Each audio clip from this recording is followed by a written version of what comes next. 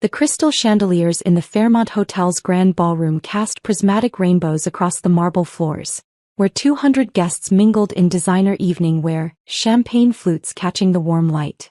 The engagement party for my brother David and his fiancée Victoria had cost more than most people's annual salaries. Fresh orchids flown in from Thailand, a string quartet from the city's symphony orchestra, and enough Dom Perignon to float a small yacht. Every detail screamed luxury, from the hand-calligraphed place cards to the ice sculptures that would melt into memory by midnight.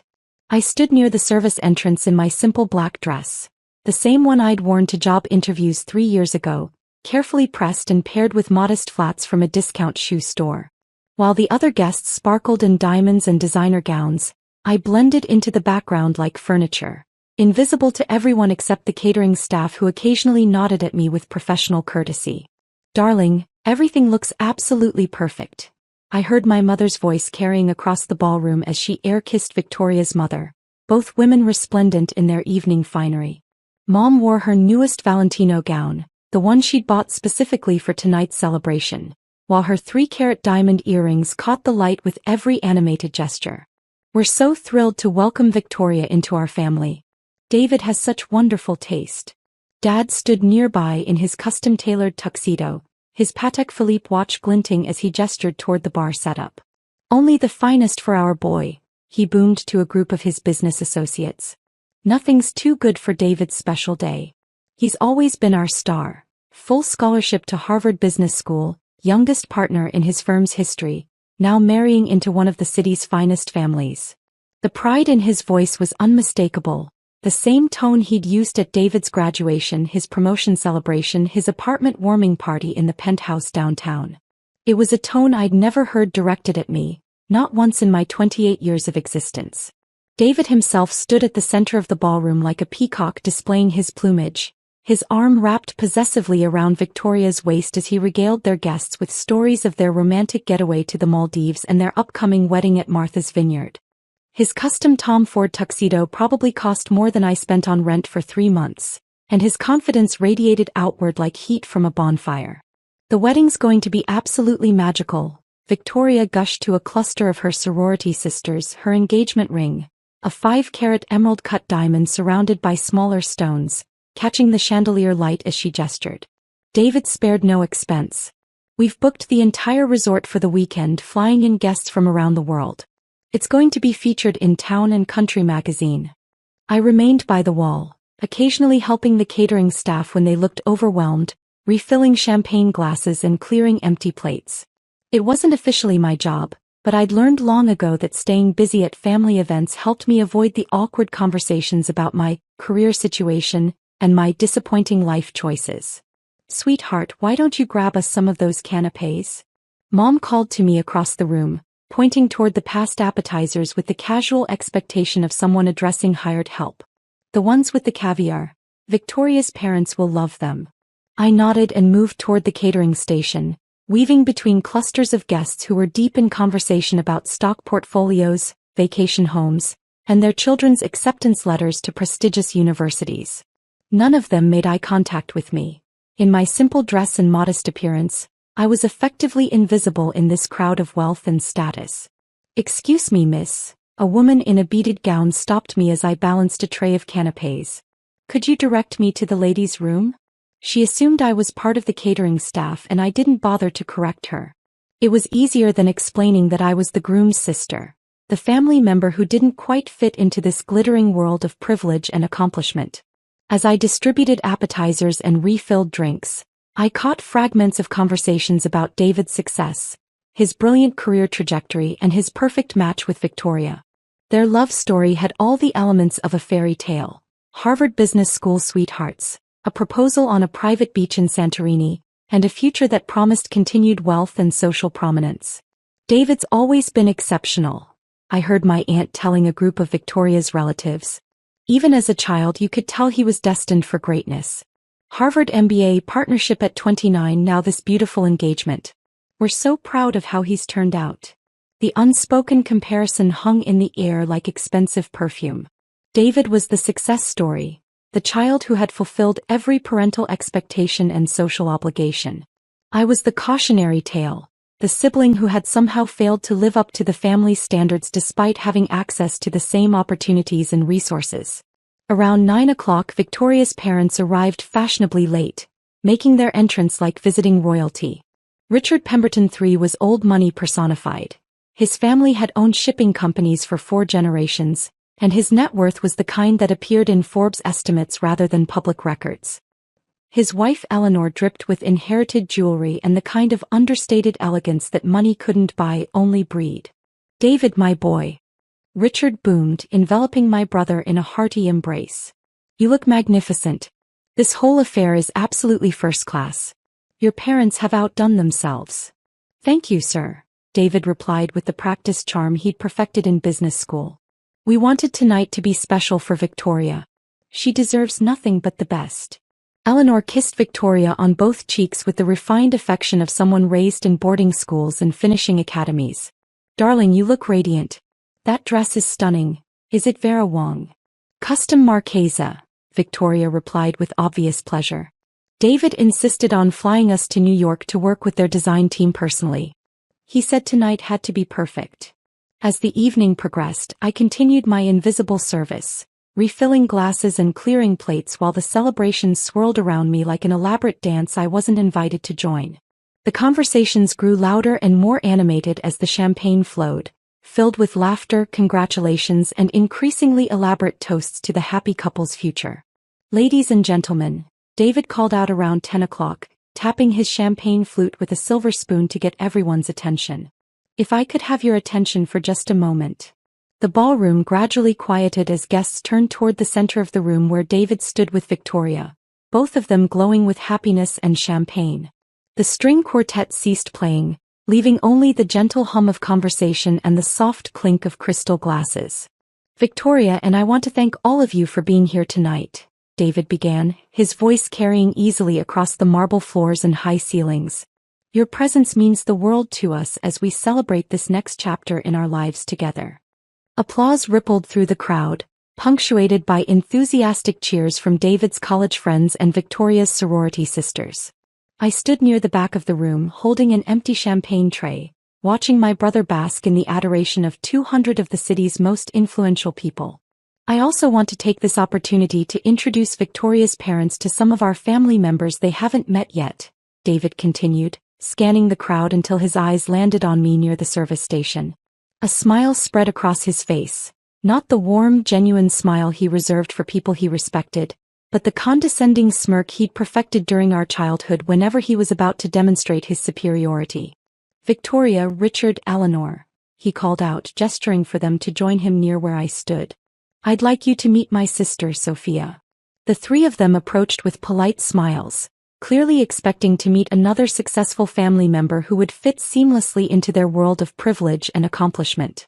Richard extended his hand with the confident charm of someone accustomed to making favorable impressions, while Eleanor appraised my appearance with the practiced eye of someone who could determine social status at a glance.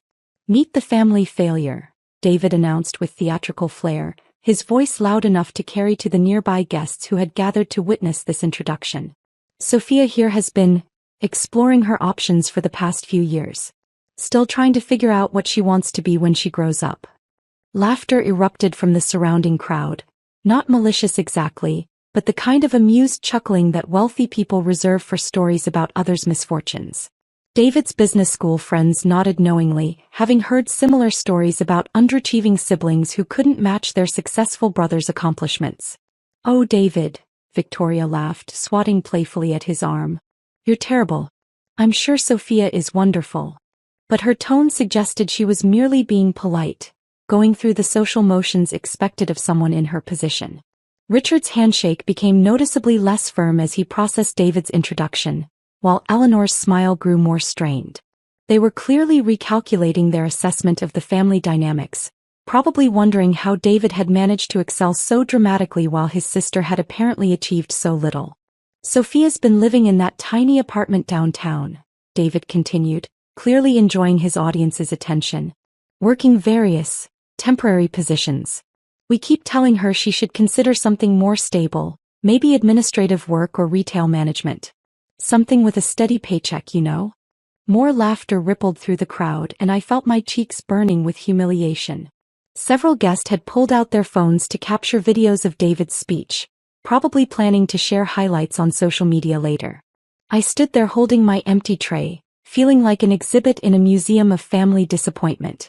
She's always been the artistic type, Mom added helpfully from across the circle, her voice carrying the kind of fond exasperation parents use when discussing children who haven't lived up to their potential.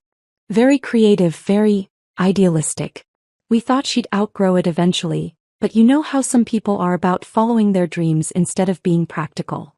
Dad nodded sagely as if my presence had reminded him of an ongoing family problem he'd been trying to solve. We've offered to help her get settled in something more traditional, maybe accounting or human resources. David has connections at several firms that might be willing to give her a chance, despite her unconventional background. The condescension in their voices was suffocating. Here I was, being discussed like a charity case in front of 200 of the city's elite, my own family painting me as an object of pity and disappointment. The catering staff, I noticed, had stopped their work to listen, probably grateful that someone else was providing the evening's entertainment. Well, Eleanor said diplomatically, everyone finds their path in their own time. I'm sure Sophia will discover what's right for her eventually. Her tone suggested she thought that discovery was long overdue and unlikely to involve anything particularly impressive. David was clearly enjoying himself, basking in the contrast between his own success and my apparent failure. This was his engagement party, his moment to shine, and he had effectively used me as a prop to make himself look even more accomplished by comparison. The thing is, he continued, warming to his theme, Sophia's always been convinced she's going to be special somehow. You know the type, big dreams, unrealistic expectations. Meanwhile, the rest of us are out here in the real world, building actual careers and contributing to society. Victoria's sorority sisters nodded sympathetically, clearly familiar with stories about family members who couldn't get their lives together. Several of David's business colleagues exchanged knowing looks, probably thinking about their own disappointing relatives who had failed to achieve professional success. Maybe she'll figure it out eventually, Victoria said with the kind of charitable optimism that wealthy people display when discussing less fortunate individuals. Some people are just late bloomers, I suppose. The phrase late bloomer hung in the air like a diagnosis. At 28, I was apparently still waiting for some kind of delayed maturation that would finally allow me to join the ranks of productive, successful adults like everyone else in this ballroom. Sophia's always been a bit different, David explained to Richard and Eleanor, as if my eccentricity were a mild mental health condition that the family had learned to manage. Marches to the beat of her own drum, you might say. Never quite understood the value of conventional success or financial stability. As the laughter and condescending comments continued to flow around me, I noticed Victoria pulling out her phone to check something. The conversation had shifted to wedding planning and honeymoon destinations, with David describing their plans for a month-long tour of Europe's most exclusive resorts. We're thinking of starting in Monaco, Victoria said, scrolling through what appeared to be travel websites or social media feeds. David knows people who can arrange private yacht charters and... She stopped mid-sentence, her eyes fixed on her phone screen with an expression of sudden confusion. The animated chatter around us continued, but Victoria had gone completely still, staring at whatever had appeared on her device. What is it, darling? Eleanor asked, noticing her daughter's distraction. You look like you've seen a ghost. Victoria's eyes flicked from her phone screen to my face, then back to the screen, then to my face again. Her carefully applied makeup couldn't hide the fact that all color had drained from her cheeks. Is this you? She asked quietly, turning her phone screen toward me. Is this you on Forbes? The laughter that had been rippling through our circle stopped as if someone had flipped a switch. David, who had been in the middle of describing their planned suite at the Hotel de Paris in Monte Carlo, fell silent mid-sentence. Richard and Eleanor leaned in to look at Victoria's phone, while the guests who had gathered to witness my public humiliation suddenly focused their attention on the small screen that had somehow shifted the entire dynamic of the conversation. I looked at the phone screen and saw exactly what Victoria was seeing. The cover of this month's Forbes magazine featuring a photograph of me in a sleek business suit, standing in front of the floor-to-ceiling windows of a downtown corporate office. The headline read, "The Disruption Queen, How Sofia Martinez Built a $3.2 billion AI Empire in Secret. The silence stretched for what felt like hours but was probably only seconds. Around us, the engagement party continued. String quartet playing, champagne flowing, guests laughing and celebrating. But our little circle had become frozen in time, suspended in a moment of collective shock and disbelief. That's... David started, then stopped, his voice cracking slightly. That's not... Sofia Martinez, founder and CEO of Quantum Solutions. Victoria read aloud from her phone, her voice growing stronger as she processed the information. Age 28. Net worth estimated at $4.7 billion. Named to Forbes' list of America's most innovative entrepreneurs for revolutionary advances in artificial intelligence and quantum computing. More silence. I could see David's mind racing, trying to process information that contradicted everything he thought he knew about me, everything he had just told 200 guests about my failures and disappointments. Quantum Solutions went public 6 months ago, Victoria continued reading, with the largest IPO in tech sector history. Martinez's proprietary AI algorithms have revolutionized everything from medical diagnostics to financial trading, with major corporations paying millions for licensing agreements. Richard had gone completely pale, his confident businessman's demeanor replaced by the expression of someone who had just realized he'd made a catastrophic error in judgment. Eleanor was staring at me with the kind of shock typically reserved for natural disasters or major accidents. This says you've been featured on the cover of Time magazine, Wired and Fortune, Victoria continued, her voice barely above a whisper. You were keynote speaker at last month's Global Tech Summit. You own patents worth... She paused, apparently having trouble processing the number, worth over $2 billion. The circle of guests who had been laughing at David's stories about my failures was now staring at me with expressions ranging from bewilderment to horror. Someone's champagne glass slipped from nerveless fingers and shattered on the marble floor, the sound echoing across the ballroom like a gunshot. There's a whole article about your company's latest acquisition, Victoria said, still reading from her phone as if she couldn't quite believe what she was seeing. You just bought MedTech Industries for $1.8 billion cash. It says here that you're planning to integrate their research facilities with your AI development programs. David's mouth was opening and closing like a fish out of water. His perfect composure, his confident superiority, his entire identity as the family's golden child was crumbling in real time as the truth of my actual life became undeniable. Sofia, Richard said slowly, his voice carrying the kind of respect he typically reserved for heads of state or fellow billionaires. Is this accurate? I looked around at the faces staring at me. Some shocked, some confused, some calculating the social and financial implications of what they'd just learned. These were the same people who had been laughing at David's stories about my failures just minutes earlier. Yes, I said simply. It's accurate. The two words seemed to echo in the sudden quiet that had fallen over our section of the ballroom. Even the string quartet's music seemed muted, as if the universe itself was holding its breath to see what would happen next. But Mom's voice came from somewhere behind me, weak and uncertain.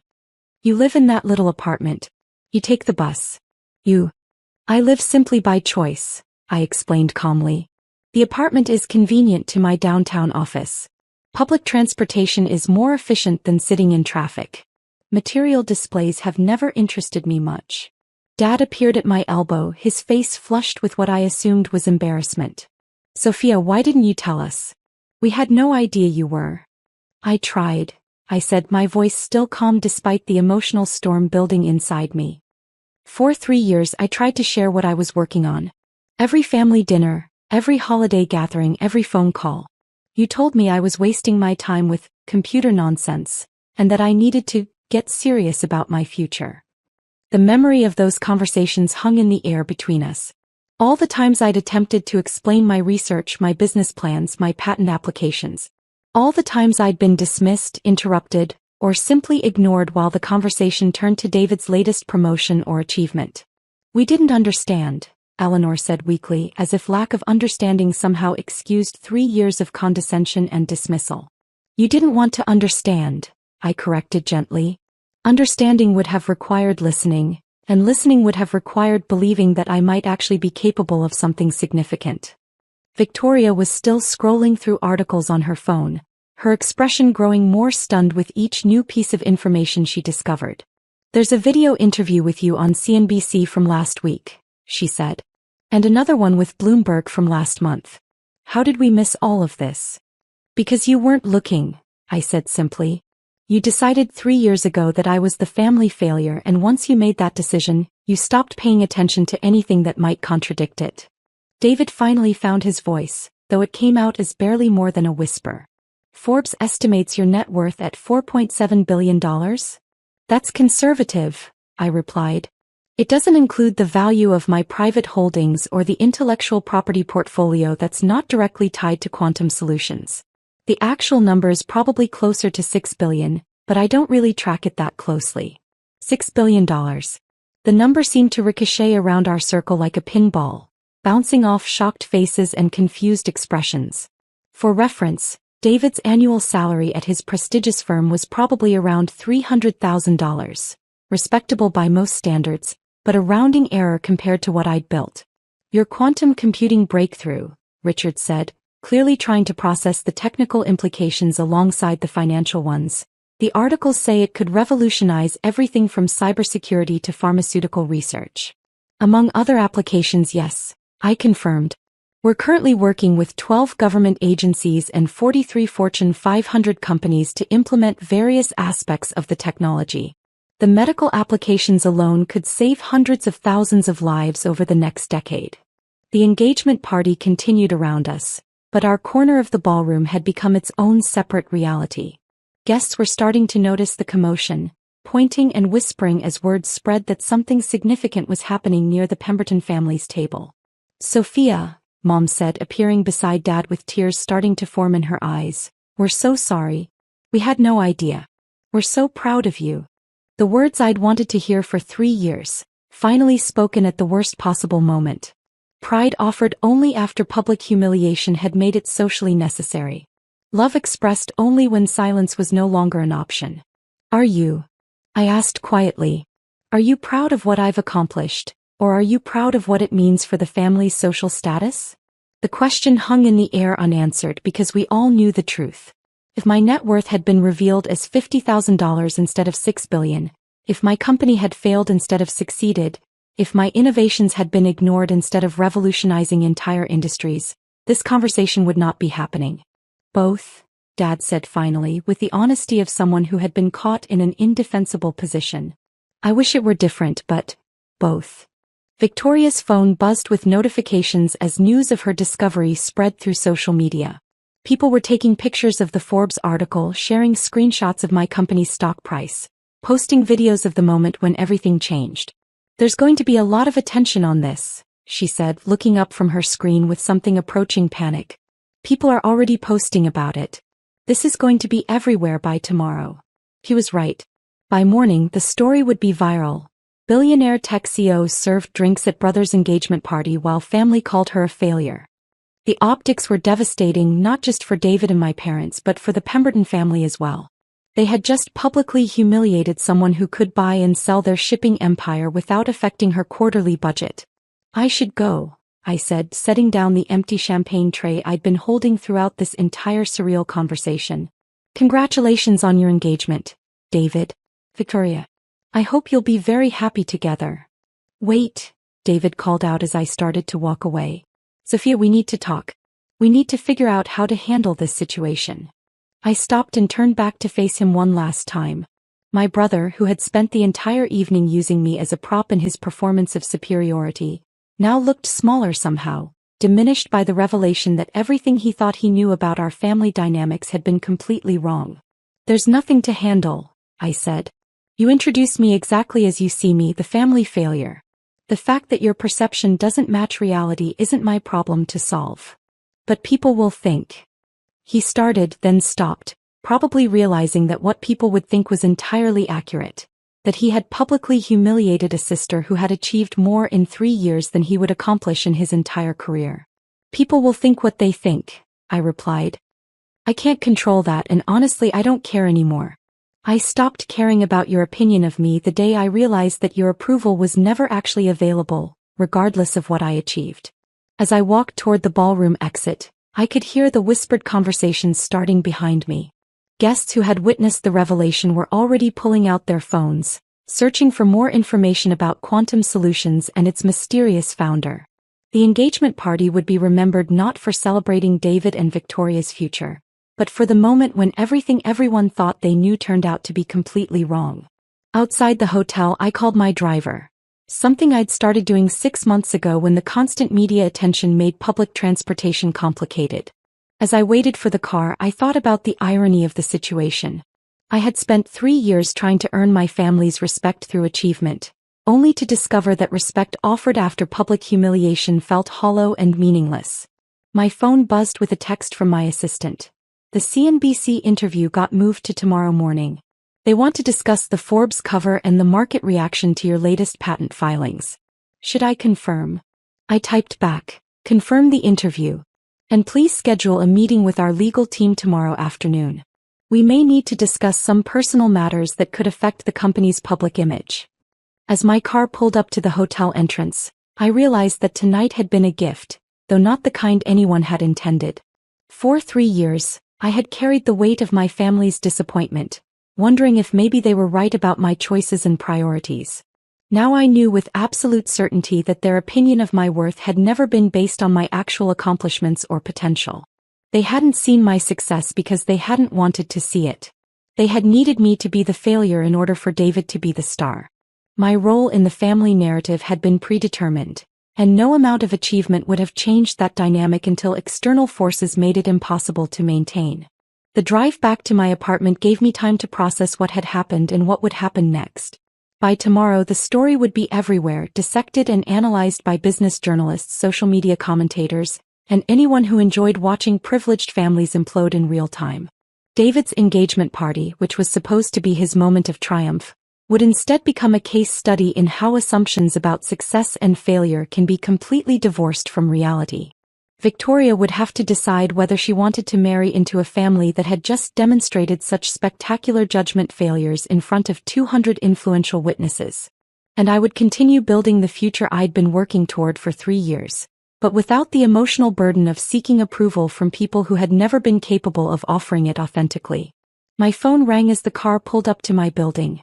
The caller ID showed David's number. "Hello," I answered. "Sophia." His voice was strained, desperate. "We need to talk. This whole thing tonight, it got out of hand. We can fix this.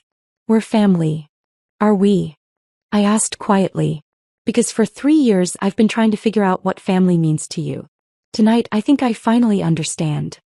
"It means we stick together," he said quickly. "It means we support each other. It means we work through problems instead of walking away."